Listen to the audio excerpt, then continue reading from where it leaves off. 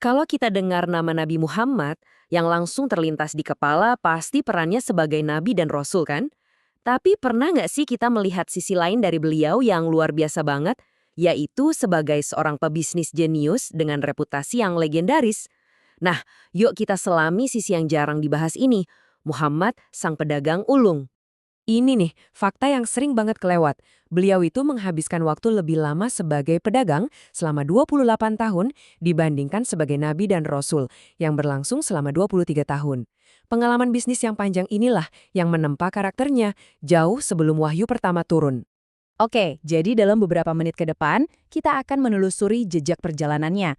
Mulai dari awal karirnya, terus gimana ceritanya beliau bisa dapat gelar Al-Amin. Lalu ada kisah keren di mana kejujuran ketemu kecerdikan, kita bedah juga etika bisnisnya, sampai warisan abadi yang beliau tinggalkan sebagai seorang pedagang. Yuk, kita mulai dari awal banget. Karir bisnis beliau ini nggak dimulai pas udah dewasa, tapi akarnya itu udah ada jauh di masa mudanya. Bayangin deh, di umur 12 tahun, beliau udah ikut magang dagang bareng pamannya, Abu Talib, dalam perjalanan bisnis yang penuh tantangan ke Syam. Pengalaman ini ngasah kemampuannya jadi tajam banget, sampai-sampai beliau dipercaya sama salah satu saudagar terkaya waktu itu, yaitu Khadijah. Kesuksesannya terbukti waktu beliau menikahinya di usia 25 tahun dengan mahar 20 ekor unta. Itu di zaman itu sebuah simbol kemapanan finansial yang luar biasa. Oke, kesuksesan finansial itu penting, tapi aset beliau yang paling berharga itu bukanlah uang. Aset utamanya adalah reputasinya. Beliau dikenal dengan gelar Al-Amin. Ini bukan sekedar nama panggilan ya. Anggap aja ini personal brand beliau, yang artinya yang dapat dipercaya. Gelar ini adalah inti dari identitas bisnisnya. Dan gelar ini nggak datang gitu aja loh. Beliau meraihnya dengan rekam jejak yang bersih banget. Nggak pernah sekalipun beliau nipu, curang di timbangan, atau ingkar janji dalam setiap transaksi. Konsistensi inilah yang membangun kepercayaan mutlak dari semua orang. Integritasnya itu datang dari dalam. Ada cerita menarik nih. Waktu seorang calon pembeli minta beliau bersumpah demi berhala Lata dan Uzza supaya yakin. Apa yang beliau lakukan? Beliau tolak dengan tegas, bilang kalau beliau nggak pernah melakukan itu. Ini menunjukkan kalau prinsipnya itu nggak goyah, bahkan demi keuntungan sesaat. Kejujuran itu prinsip, bukan sekedar taktik. Nah, sekarang kita masuk ke bagian yang paling seru. Di sini kita bakal lihat gimana kejujuran dan kecerdasan bisnisnya itu bisa nyatu jadi satu paket strategi yang, wah, brilian banget. Jadi, ceritanya gini. Pedagang-pedagang Quraisy lain itu iri dan kong kali kong buat bikin beliau bangkrut. Strategi mereka? Simple, banting harga. Mereka jual barang yang sama dengan harga jauh lebih murah.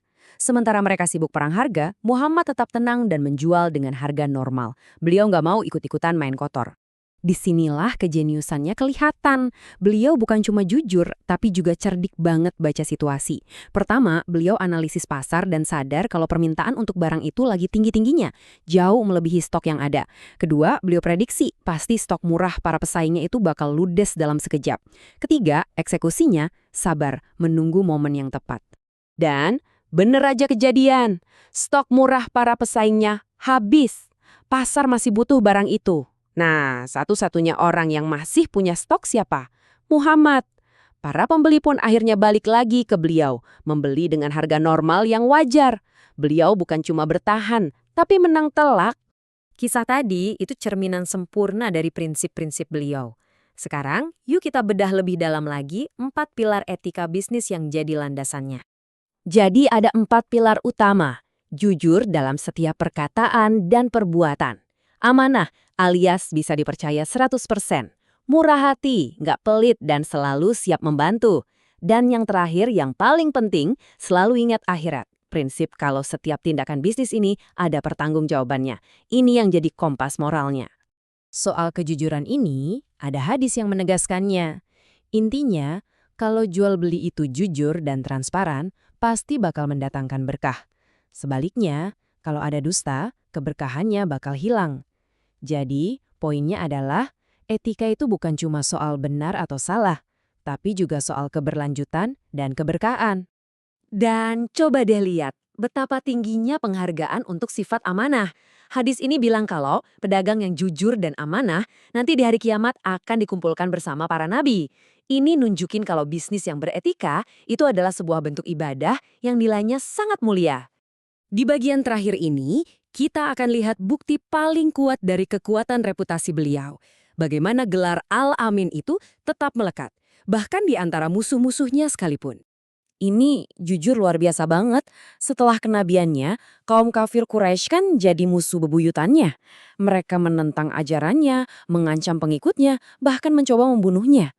Tapi di saat yang bersamaan, mereka masih nitipin harta mereka yang paling berharga ke beliau. Mereka mungkin benci misinya, tapi mereka nggak bisa menyangkal integritasnya. Dan ini puncaknya. Sesaat sebelum beliau hijrah ke Madinah untuk menyelamatkan nyawanya, tindakan terakhirnya bukanlah tentang melarikan diri. Beliau justru menugaskan Ali bin Abi Thalib untuk tinggal sebentar di Mekah dengan satu misi penting, mengembalikan setiap barang titipan kepada pemiliknya. Dan siapa pemiliknya? Ya, orang-orang yang mau membunuh beliau itu. Ini adalah bukti tertinggi dari komitmennya pada amanah, sampai detik-detik terakhir. Jadi, warisan Muhammad sang pedagang ini mengajarkan kita bahwa reputasi, kejujuran, dan kecerdasan strategis itu bisa banget jalan beriringan. Ini menyisakan satu pertanyaan penting untuk kita renungkan. Di dunia bisnis modern yang serba cepat dan seringkali kejam, apakah prinsip menjadi Al-Amin, seseorang yang dapat dipercaya sepenuhnya, masih merupakan strategi yang relevan atau cuma sebuah cita-cita utopis?